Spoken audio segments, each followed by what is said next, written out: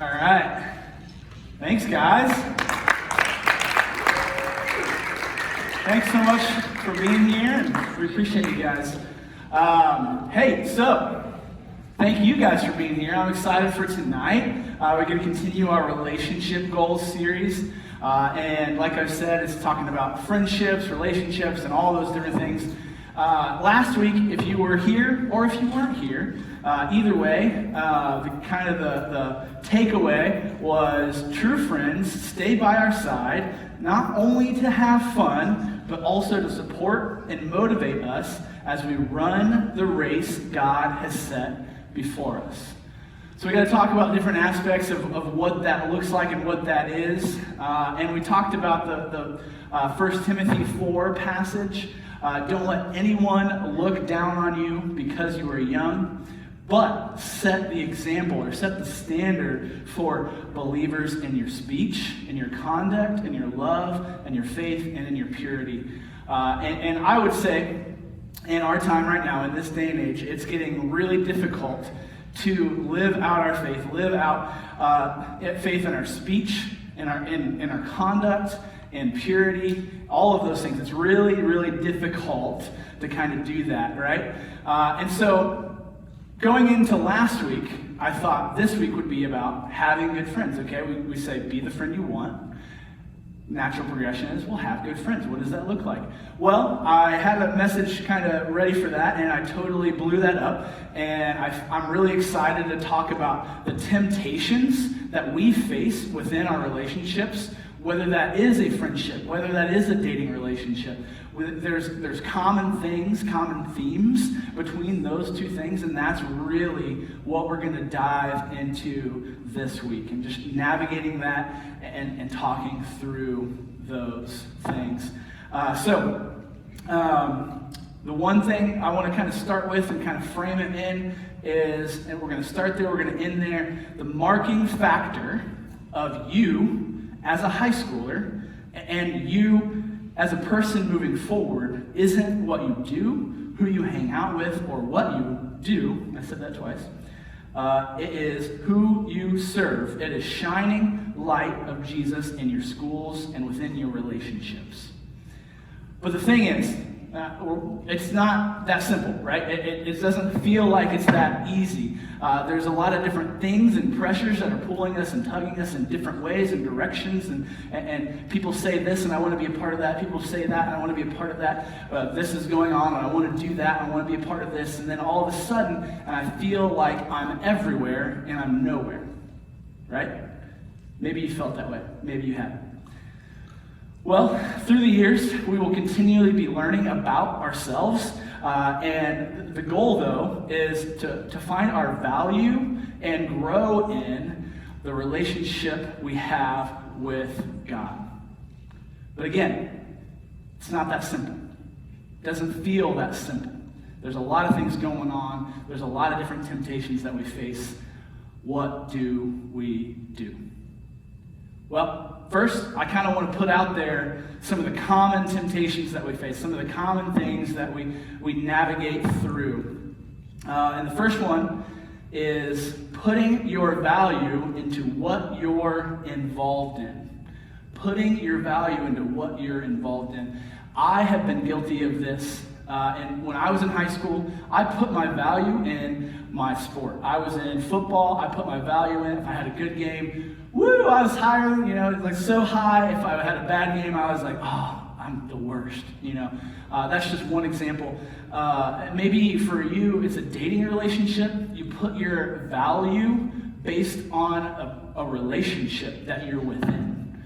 I've seen this happen. I haven't done it a whole lot myself, but I've seen this happen where there's couples that are together, and whenever one person is upset, the other person is really low, and the other person is really happy, the other person is really high. Like, we see this play out in dating relationships. Another way that temptation kind of plays out is we compare ourselves whether it's Instagram likes or whatever. Like they got invited to that, they're involved in that, and it's like we compare and then we compete. We try to beat them and be better. And that's a temptation. That's something that we have to navigate through. Another thing that we have to navigate through is putting your value in what others think of you. Putting our value in what others think of you. Some of us put our value in friends just for acceptance, because they accept us. We're a part of something, and we put our value in that. And when that happens, we ride a roller coaster, right? Maybe you have friends because of what they offer you. Maybe that is popularity. Maybe that is this or that. Maybe it is a certain status thing. We face that temptation all the time, especially in high school. It doesn't go away, though, as an adult. I wish it did. Again, same thing. We have friends just because they are popular. And it's because of what they can offer us. We put our value in what others think of us, whether it's that person or the people, whoever they are. They think I'm cool, right? I don't know who they are, but they think I'm awesome. So that's another temptation. Something else that we can kind of navigate through and be a part of on accident is valuing the relationship over the person. I'm going to say that again.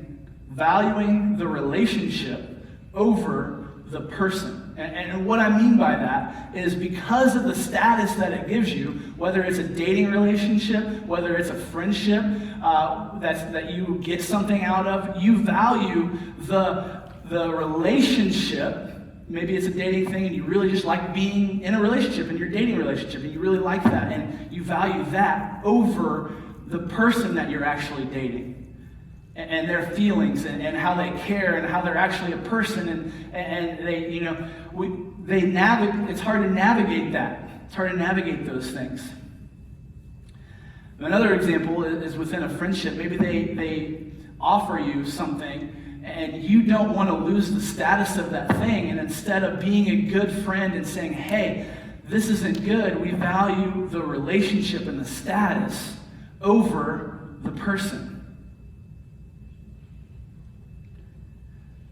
My friend Grant, he said, I was talking to him about that specific one, and he told me this story of a horse, right? So let's all imagine we're riding a horse, right? And when you are riding the horse, you have your stirrups and the reins, right? And the reins, what are the reins for? You guys know? Steering, okay? So when you value the relationship over the person, when you are essentially riding a horse and choosing not to use the reins, and there's trouble coming, maybe there's a cliff, maybe there's a tree, there's trouble coming, and instead of saying, hey, maybe this isn't what we ought to do, or maybe I need to help navigate this relationship this way, maybe we should go this way as a couple or as a people or as whatever, like it's guiding a horse without the reins because we're afraid of having a hard conversation, or we value the status of the relationship over the actual people. I'll tell you, this next one is probably the biggest one that I struggled with when I was in high school. I like being goofy. That has not changed. But I'm able to be more serious than I used to be. So, because last week I think I told you I've been burned before. You share the wrong things with the wrong people, and it kind of goes on you. The temptation that we can snowball into is not trusting people and avoiding any real depth. Because either we've been burned before, we don't think that they actually care. We make up excuses in our mind of why they don't care. And what happens is sometimes we end up secluding ourselves and leaving ourselves out when we should just be involved in it. Maybe it's you only hang out with your closest friends, and you don't invite anybody else, you don't invite anybody to the group. Last week we talked about being an inviter, being an includer. Those are all the different things that are going on, right? And there are so many other temptations. There are so many other things that you are navigating as high schoolers. But these are 4 things that I thought through my high school experience, asked others through their high school experience, and kind of boiled it down to that is a lot of the temptations that we face. Putting our value in things that aren't Jesus, elevating them above our relationship with Christ, and not trusting anybody, and not being able to open up, not feeling like we can be able to tell people what's really going on in our lives. Maybe you guys are facing some of these temptations. Maybe you've succumbed to some of these temptations. And that's the reality that you're living in. And I do not say any of this to make you feel bad. I do not say any of this to make you feel guilty. If you have given into any of these, I want to point you to a better way. I want to point you to a way that is freer than that. I want to point you to a way that doesn't chain you up and shackle you to those people, that doesn't bring you on that roller coaster of up and down when you put your value in something that is not Jesus. I want to point you to a better way. 1 Corinthians 10:13 says, "No temptation has overtaken you that is not common to man. God is faithful, and he will not let you be tempted beyond your ability. But within the temptation, he will also provide the way of escape, that you may be able to endure it." I want to help provide that moment where you think, should I go this way or should I go that way? I want to help point you to that moment that you have, that God promises a way of escape. When we're tempted to put our value and to elevate something over God, I want to point out what we have the opportunity to do in Christ. All of these temptations are difficult to navigate and hard not to give into. I've done it. When I was in high school, I used to make fun of people because I thought it made me look good. I thought my friends are with me. They joke about that person all the time. I'm going to joke about that person. I didn't do it because I genuinely wanted to make fun of somebody. I did it for their acceptance. I've been there. I've done that. And I want better for you. So, of course, you're unable to believe in me, for you live for the praises of others and not for the praise that comes from only true God, the only true God. John 5:44. In other words, these things have become our idols. We have elevated acceptance, love, acceptance from other people. Our value has been put higher than God, right? These relationships, these statuses have been put higher than God. And again, I've done that many times in my life, and I've realized that I've elevated something over God in my life, and I've made that an idol. Each time, it was not an intentional choice, but it was in a time or a season when I was less on guard or less intentional about my relationship with Christ. All of that to say is I am a sinner. I am a sinner. Up here on the stage, I am a sinner. I sin a lot. A lot of you have known me many years. You've probably seen it. I sin, and I have heard that. Have had that realization in my life a lot, and maybe you have as well. And the thing that keeps hitting me again and again and again is the weight of my sin, the separation my sin makes between me and God, and I have to wrestle with the fact that I don't feel good enough. Right? You ever wrestle with the fact that you just don't feel good enough? I have, and I've done it a lot. But that's not the point. That's not the point. The feeling of want to feel good enough is a little toxic. It constantly drags us down and beats us up. What we need to focus on is how Jesus interacts with sinners, how Jesus handles sinners. How does Jesus interact with sinners? I got a couple of examples. Matthew 9 says, verse 10, "And as Jesus reclined at the table in the house, behold, many tax collectors and sinners came and were reclining with Jesus and his disciples. And when the Pharisees saw this, they said to his disciples, 'Why does your teacher eat with tax collectors and sinners?' But when he heard it, he said, 'Those who are well have no need of a physician, but those who are sick, go and learn what it means. I desire mercy and not sacrifice. For I came not to call the righteous, but sinners.'" Jesus sits with sinners. Jesus sits with me. Jesus sits with you as well. There's another example that I want to bring up. It comes in John 8. I don't think I got the first part of this on the slides, but we'll get there.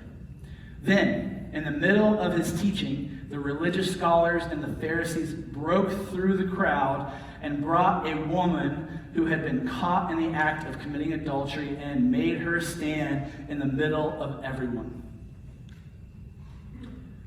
Then they said to Jesus, 'Teacher, we caught this woman in the very act of adultery. Doesn't Moses' law command us to stone to death a woman like this? Tell us, what do you say we should do with her?' They were only testing Jesus because they hoped to trap him in his own words and accuse him of breaking the law of Moses. But Jesus didn't answer them. Instead, he simply bent down and wrote in the dust with his finger. Angry, they kept insisting that he had answered their question. So Jesus stood up and looked at them and said, 'Let's have the man who has never had a sinful desire throw the first stone at her.' And he bent over again and wrote some more words in the dust.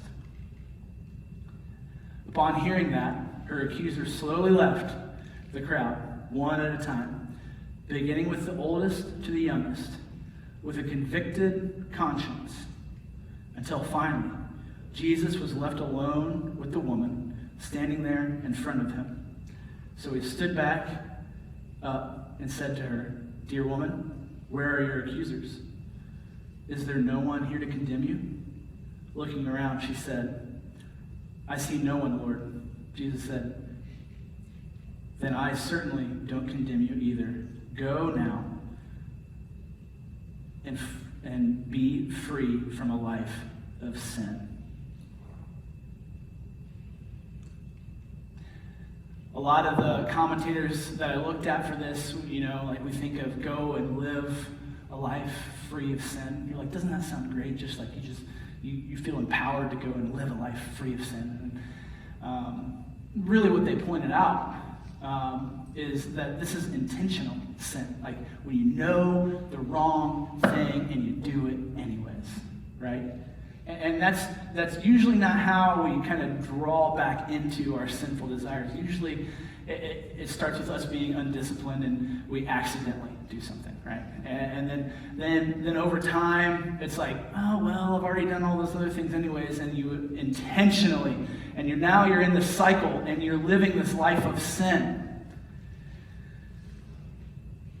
If that sounds familiar, it's because I've been there. I know, I've lived it. And I just want to say we are all sinners, and Jesus wants to sit with us. He wants relationship with us. And within that, we must have a community of people in our lives that are willing to get vulnerable and talk about what is really going on.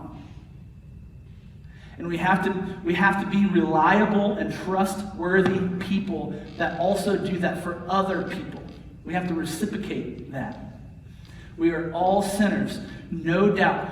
Even those who think we don't do anything wrong, we are sinners. We need a relationship with Jesus. We need relationships with our brothers and our sisters in Christ, and to choose to live in a community that points us to a more godly life. I am very aware. This is very hard to find in high school. I'm very aware. So, before you come at me with your excuses of this is really difficult, this is really hard, I don't know if I can do that. I know. But look around you. How many people we got here?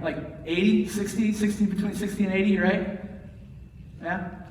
If everyone here could take this seriously, we could change the culture. We could do something different. We could build something different. We could be trustworthy, loving, caring, kind, that point people to the love and hope that we have in Jesus. That only comes from when we submit to his authority and obey his commands and are super, hyper intentional about our relationship with Christ, about our discipline and our time. And as we navigate these temptations, as we navigate not only relationship temptations, but just any temptation, I have some thoughts. I have some ideas.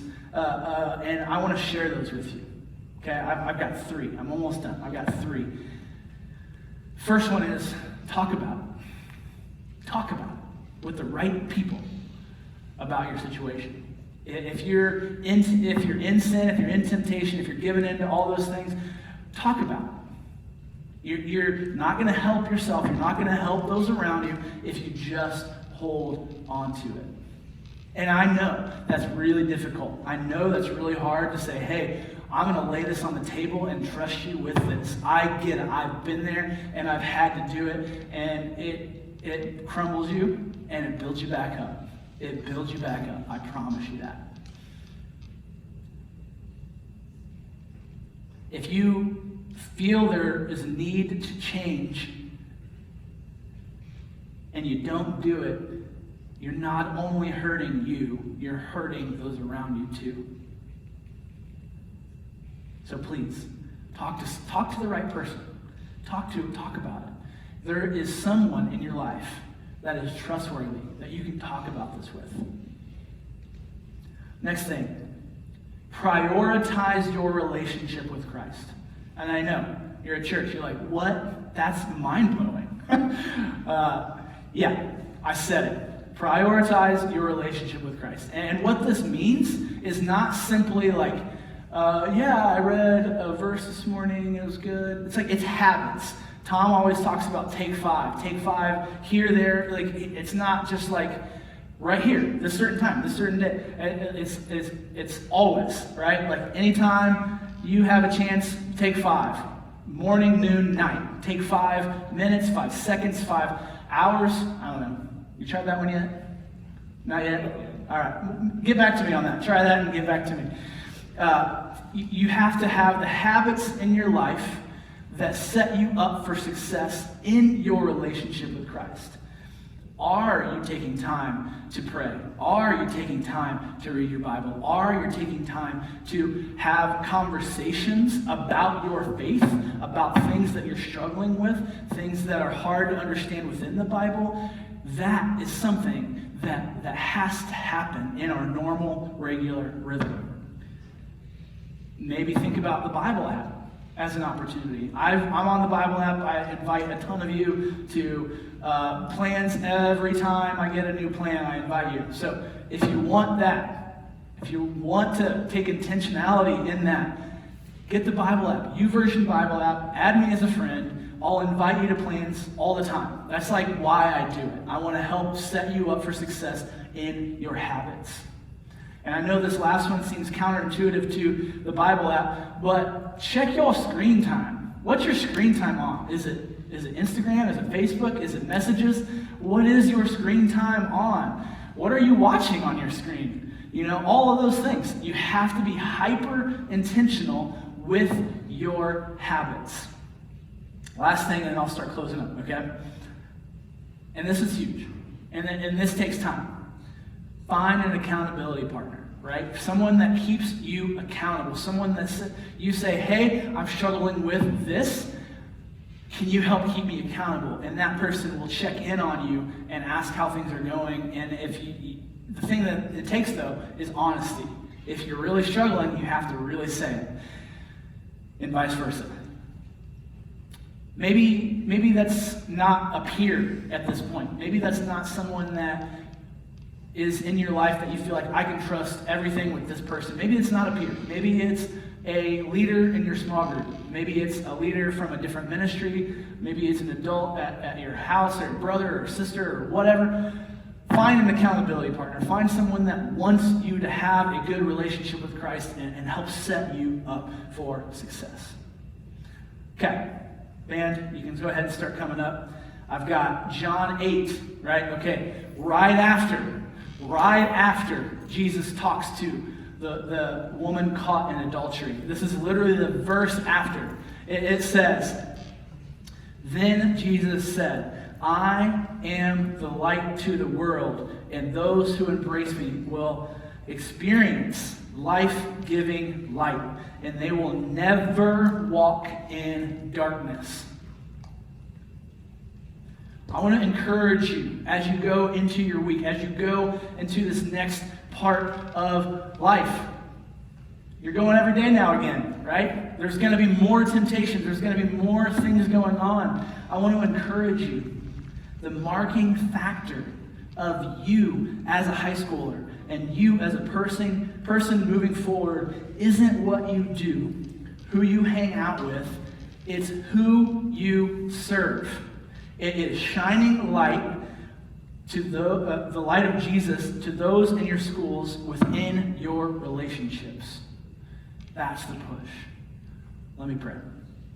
Lord, thank you so much for the opportunity to come and talk about these things that we deal with, that we struggle with, Lord, and please help us to pursue you with everything that we have. Lord, I want us to enjoy and soak in this last song, and Lord, please bless the conversations that happen in small groups. Amen.